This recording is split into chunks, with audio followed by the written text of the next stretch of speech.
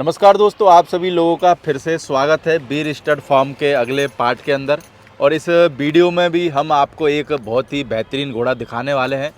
लोग बोलेंगे भाई साहब बहुत सारे घोड़े दिखा रहे हो, तो मेरे को लगता है कि सर के पास में 8-9 स्टैलियन तो हैं सर कम से कम।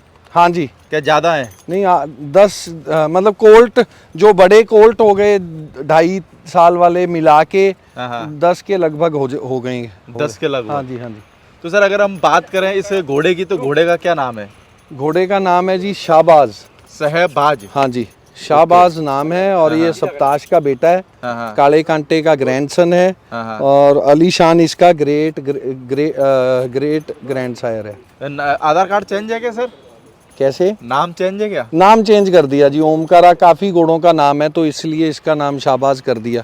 ओमकारा एक रोहित में भी है। डाल दे बेटा दूसरी हॉल। अभी आपने बोला तो मैं कंफ्यूज हो गया, मैंने यार ये मैंने अपने तो ओमकारा का शूट करा था। नहीं, ये शाहबाज कर दिया जी इसका नाम। तो अगर बात करें सर उम्र में कितना हो गया अभी? उम्र में ये 3.25 साल का हो गया प्रदीप भाई। 4.25 साल का। हाँ जी। और 5 बच्चे आ गए हैं इसके। 2 बच्चे जोधपुर में हैं प्रशांत भाई के पास। पहला अबलक बच्चा इसका दूसरी जगह सेल हो गया, पहले किसी और के पास में था। अभी गुरताज हैं जो जिनके पास में गजराज घोड़ा है, उनके पास में काला अबलक बच्चा, वो इसका फर्स्ट रिजल्ट है। एक बच्ची अपने पास है, बहुत ज़्यादा अच्छी आई है, अभी 2.5-3 महीने की हुई है। ब्लेज और 2 पैर पीछे के वाइट का ब्लैक कलर की, बहुत अच्छी बच्ची है। बाकी सर इसके मार्किंग क्या है? इसके तो जी क्रॉस में 2 पैर वाइट हैं और माथे में तिलक है। माथे में तिलक है। हाँ जी। बाकी इसकी क्या रख रखी है सर कवरिंग फीस? इसकी फीस 75,000 है। 75? हाँ जी। और इससे आप ये समझो कि ये पंजाब के बराबर ही चल रहा है कवरिंग में। लगभग 100 के नज़दीक घोड़ियाँ इससे कवर हो चुकी हैं। आप ये 3 दिन पहले जोधपुर से आया है और आप देखो कि सुबह शाम हर रोज़ 2-2 घोड़ियाँ, अभी तक 6 घोड़ियाँ क्रॉस कर चुका है आने के बाद। तो सर क्या खासियत आ रही है इसके रिजल्ट में? देखो रिजल्ट तो चलो अभी आया ही बहुत कम है, 5 ही बच्चे आए हैं, पर जो इसमें खुद में जो ब्यूटी है, नेक का कर्व है, जो इसका हेड कैरिएज है, जो इसका ईयर प्रोफाइल है, आंख मोटी है, मतलब ये मारवाड़ी की डेफिनेशन में ट्रू टू टाइप फिट करता है ये। तो जब इसको अपन यूज़ करेंगे तो नेचुरली स्टैलियन का जो रोल है कि अगाड़ा तो देखो पिछवाड़ा सारा घोड़ों का सबका सेम एक जैसा ही होता है, तो आगे का जो नेक और फेस का जो बनावट है वो यूजुअली कहावत है कि घोड़ा अपने पे ले जाता है। तो ये अपने ब्रीड जो रॉ घोड़ियाँ जो होंगी जिनमें ब्यूटी की थोड़ी बहुत कमी होगी, उस पे ये बहुत काम करेगा। तो सर आप जैसे आपके पास में कोई घोड़ा आया, हाँ जी, जैसे मैंने एक चीज थोड़ी सी नोटिस करी है, आपके पास में जैसे कोई भी घोड़ा आता है, हाँ जी, आप उसको लगभग 2-3 साल के बाद में यानी कि जो सेल किए वो करते हो, है ना? हाँ जी। तो आप उनको पहले अपने फार्म पे रिजल्ट लेके देख लेते हो कि भाई ये क्या पैदा करने वाला है। हाँ ऐसा जी। कुछ है? बिल्कुल बिल्कुल नहीं, देखो देखने की भी बात अलग है। यानी एक थोड़ा एक्सपेरिमेंट पहले अपने यहाँ फार्म पे घोड़ियों पे कर लेते हो कि क्या रिजल्ट देगा, ये क्या इसके रिजल्ट आ रहे हैं। देखो ये दोनों तरह से बात करी जा सकती है। उसमें 2 रीज़न है। अब जैसे मान लो फॉर एग्जांपल मैंने ये सस्ते में लिया, ठीक है, और अगर मैं प्रॉफिट देखूं तो आज से 2 साल 1.5 साल पहले ही जब ये 2 दांत था, इसने कई शोज़ विन किए हैं। मतलब अभी तक 3-4 शोज़ में ये किसी में सेकंड, किसी में फर्स्ट आया है। तो उसमें ये था कि अगर तो पैसे तक बात होती तो मेरे को आप समझो कि 12-13 गुना पैसा जितने में मैंने लिया वो तो मेरे को पुष्कर मेले में जब ये 2 दांत था तभी मिल रहा था। बिल्कुल। पर पैसे से ज़्यादा इम्पॉर्टेंट है जो हमारे पास मेयर्स हैं, जिन पे देखो हर घोड़ी पे अलग अलग स्टैलियन सूटेबल होता है। किसी में साइज़ की कमी है, किसी में कैरेक्टर की कमी है। तो मेरा मानना ये है कि घोड़ा तो देखो जितना टाइम होल्ड करेंगे और जितना ये अपने आप को प्रूव करेगा, इसका प्राइस टैग ऊपर बढ़ने वाला ही है, कम तो कुछ होना नहीं है। तब तक अपने पास इसकी प्रोजनी भी आ जाएगी थोड़ी बहुत रखने लायक, और तब तक इसको इस्टेब्लिश भी हो जाएगा ये। और जितना इस्टेब्लिश करके देंगे देखो उतना वो एक्सपेंसिव बिकेगा, सीधी बात। भाई मेरे को लगा है सब फुर्ती में बात करते हो, सब से ज्यादा है, बहुत ज्यादा इसलिए इसको दूर खड़ा करा है। दूर भी। और प्रदीप भाई आप ये देखो, ये चाहता है, एक पहले मेरे पास घोड़ा था नाग जिसने हमें आइडेंटिटी दी, तो नाग के बाद ये एक ऐसा सेकंड घोड़ा है जिसमें मैंने इतना करंट, इतना मतलब स्टेमिना देखा है। आप समझो कि इसका नेचर ऐसा है, ये फार्म में चाहता है कि दूसरा कोई स्टैलियन नहीं हो, बस दूसरा घोड़ा इसको बर्दाश्त नहीं है। यानी जो है वो ये खुद ही है यहाँ। हाँ, अभी ये 3 दिन पहले जब आया था और 3 दिन में इसने 50 kgs वेट लूज किया है। अच्छा। जस्ट बिकॉज वहाँ पे प्रशांत भाई के पास में जोधपुर में खड़ा था, वहाँ दूसरा कोई नर घोड़ा नहीं था उनके स्टेबल में, और यहाँ पे अब 8-10 नर हैं, तो ये थोड़ा एग्रेसिव हो जाता है। हो जाता है। हाँ जी, बाकी सर जैसे मैं बात करूँ अभी इन ब्रीडिंग की, है ना, हाँ जी, जैसे बहुत सारे लोग मार्केट में, मैं सारे लोगों की नहीं कहूँगा, बिल्कुल जी, 10-15% लोग जो इन ब्रीडिंग कर रहे हैं। बिल्कुल जी। और जब मान के चलो सपोज करो जैसे आपके फार्म का आपने कोई बच्चा डाला इंटरनेट पे या सोशल मीडिया पे, हाँ तो जी, भाई साहब हमारे घर ये बच्चा आया है, हाँ जी, तो वो तुरंत लिख देते हैं नीचे कि साहब ये तो इन ब्रीडिंग हाँ जी। है ना, हाँ और जी। पर ये नहीं देखते कि खुद के घर पे क्या है। उसमें 2 चीज़ का फ़र्क है प्रदीप जी। हम्म, आदि तो इन ब्रीडिंग देखो कुछ तो हो रही है, 2-3%, 4%, 5%। बाकी जो है मैक्सिमम कई लोगों को घोड़ियाँ ही गलत बोल के दी हुई हैं, जब वो होती नहीं उस लाइन की, और उस लाइन से मतलब वो समझ लेते हैं कि अलीशान से है और अलीशान के ही कोई लाइन का घोड़ा मेट हो रहा है, तो वो इनब्रीड हो गई।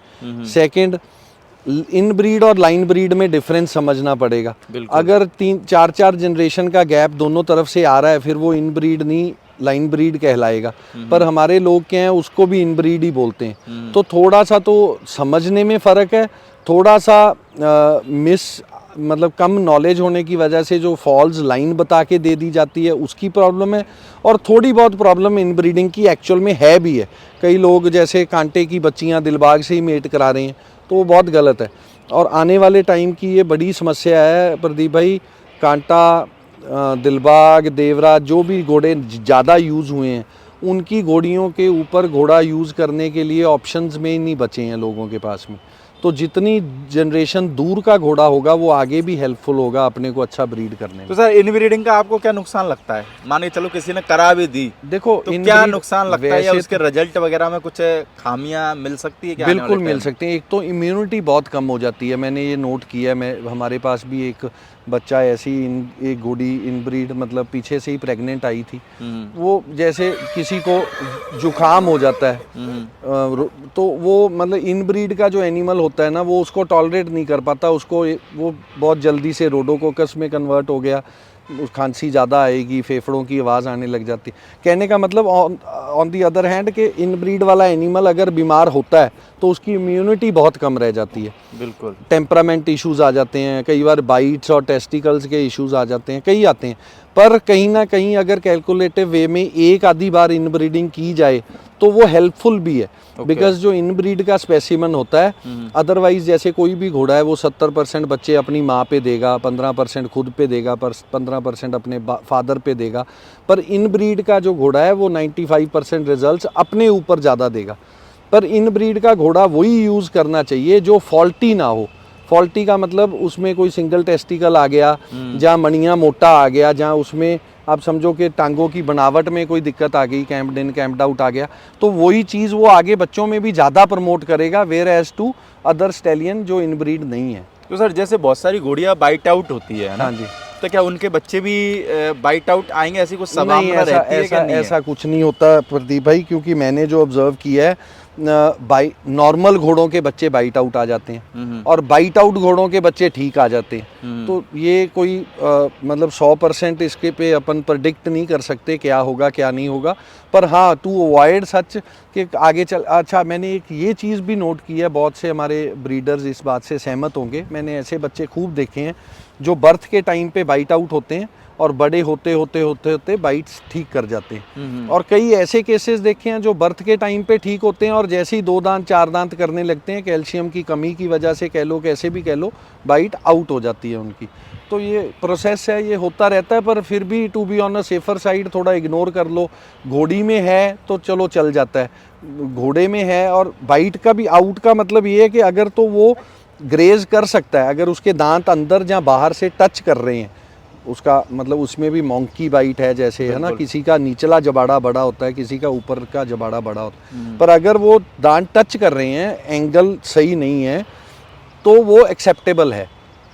तो सर बाइट आउट घोड़ी रिंग में चलती है कि नहीं चलती है? नहीं चलती जी। है? आजकल तो विनर भी बन जाती हैं हाँ। पर चलती नहीं है। वैसे अदरवाइज बाइट आउट पार्टिसिपेट नहीं कर सकता किसी भी एज लिमिट में, ना मिल्क टीथ में, ना 2 टीथ में, ना। और मैं प्रदीप भाई, जो आपकी अभी बात अपनी पिछली वीडियो में भी चली, जो ये डिसीजंस ऐसे देते हैं ना, इसका एक इंटायर हॉर्स वर्ल्ड को बहुत बड़ा सेटबैक है। वो आप पूछोगे कि क्या, वो ये सेटबैक है। आज मान लो मेरे को अंदर दिल से शौक है कि मैं शोज़ लड़ूं और विन करूं, फॉर एग्जांपल, ठीक है। तो मैं क्या करूंगा, मैं घोड़ी ढूंढने जाऊंगा जो डिज़र्विंग हो, ठीक है। तो ये जो किसी को फेवर करते हैं ना, ये फेवरिज्म सब पे भारी पड़ता है, उन पे खुद पे भी भारी पड़ता है। वो बात वो समझ नहीं पाते, कईयों की सोच छोटी होती है। वो मैं आपको इलस्ट्रेट करके बता देता हूँ कैसे। अब जब एक आदमी ने 15 लाख में घोड़ी ले ली, पर ले ऐसे बंदे से ली जो जज है, जहाँ जजेस के साथ में उसकी सेटिंग है, ठीक है, जहाँ सेटिंग इन द सेंस कि अच्छी दोस्ती है। पैसे तो कोई नहीं लेता जिताने के, बस एक व्यवहार होता है, एक इतना लालच होता है कि मेरा जानवर बिक जाएगा या मैं दे दूं, इतना ही बस होता है। पर जब आप उस आदमी का शौक 15 लाख वाली घोड़ी आज एक 1 करोड़ वाली घोड़ी को मान लो हरा रही है, घोड़ा कह लो 1.5 करोड़ वाला घोड़ा 5 करोड़ वाले घोड़े को हरा रहा है, तो उसको क्या ज़रूरत है कि वो अपना घोड़ा चेंज करे या दूसरा कोई स्पेसिमन लेके आए? आप समझ रहे हो? बिल्कुल। तो वो तो क्या करता है, उसने 15 लाख घोड़ी पे 20 लाख लगाया, हर रिंग में 2-2 3-3 लाख स्पॉन्सर भी कर दिया शो में। तो आप समझो 6 शो हैं, 20 लाख रुपया स्पॉन्सर हो गया, एनिमल विनर हो गया। पर उसका नुकसान कहाँ हुआ? अब अगर उसको पता हो कि स्पॉन्सरशिप देके मेरा कोई फ़ायदा नहीं होने वाला, तो वो ऑटोमेटिकली जाएगा और डिज़र्विंग एनिमल ढूंढेगा। और वो डिज़र्विंग आज मेरे पास हो सकता है, कल किसी दूसरे ब्रीडर के पास हो सकता है, परसों किसी तीसरे के पास हो सकता है। तो नेचुरली उसको जो काम उसका 20 लाख में नहीं हल होगा, वो 50 भी लगाएगा, 1 करोड़ भी लगाएगा, जिसको जीतना है। बिल्कुल, ठीक है।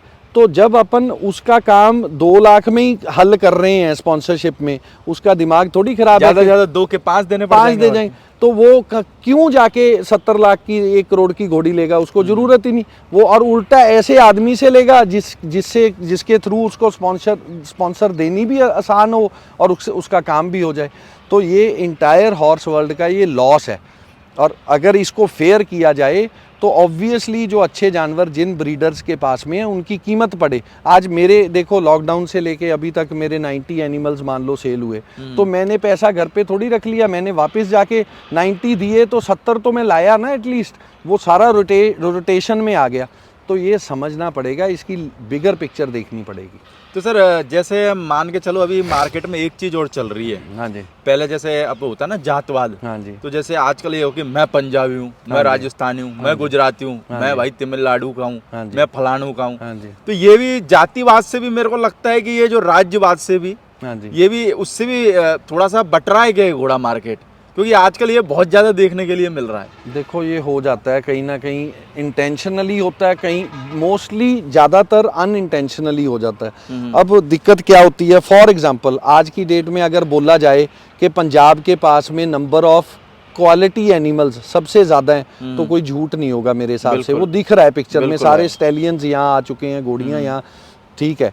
तो अब जब वो कोई दुखती रग पे हाथ रख लेता है, कोई ताना मार देता है कि तुम्हारे पास क्या रह गया, बात तो पंगा वहीं से शुरू होता है। ठीक है, अगर आप किसी को छेड़ो नहीं, शायद अगले का भी दिमाग उस बात पे ना जाए, पर ये होना नहीं चाहिए। घोड़ों ने अपने को मिलवाया है तो प्यार बढ़ना चाहिए। पर रादर यहाँ पे उल्टा हो रहा है कि मतलब आप प्रदीप भाई, आप तो जाति की बात पे कर रहे हो, यहाँ पे ऐसी स्टेट्स हैं जहाँ पे धर्म और सिर्फ मतलब क्या कहते हैं उसको, कास्ट सिस्टम के सर पे भी अबलाइज किया जाता है लोगों को। यहाँ ऐसे घोड़े में केसेस लोगों को पता है जो पहले विनर होते रहे हैं जोधपुर जैसे शो में, और बाद में काठियावाड़ी बोल के उनको निकाल दिया गया। बात फर्क कहाँ आया, सिर्फ ओनर चेंज हुआ था, घोड़ा तो वही था ना, उसी रिंग में जीता, दूसरे ओनर के पास चले गया, वो काठी कैरेक्टर्स में आ गया, और पहले किसी ओनर के पास में था तो वो सही था। तो ये नहीं होना चाहिए।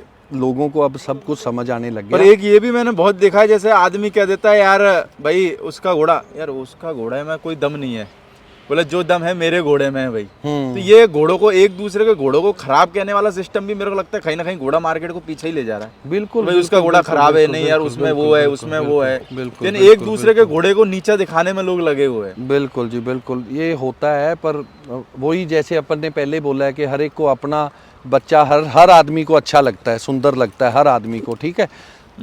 तो मतलब ये इसमें कोई गलत नहीं है बोलना, पर कहीं ना कहीं अगर कोई आदमी लॉजिकल ऐसे चक्कर में अच्छा जानवर भी बेचारा नहीं ले पाता यस सामने होता वाला। ना भाई साहब, जनरली होता ही है। मैंने आपको पहले बोला है कि कहानी बिकती है, ठीक है। तो अच्छा जानवर कहाँ बिकता है? उसकी जो आजू बाजू की लॉबी होती है वही नहीं उसको खरीदने देती अच्छे वाला। तो अच्छे मतलब आदमी को, हर आदमी वहाँ फोर्स करेगा जहाँ उसका रिलेशन अच्छा होगा। दुख की बात ये है, फोर्स वहाँ करना चाहिए जहाँ जानवर अच्छा हो।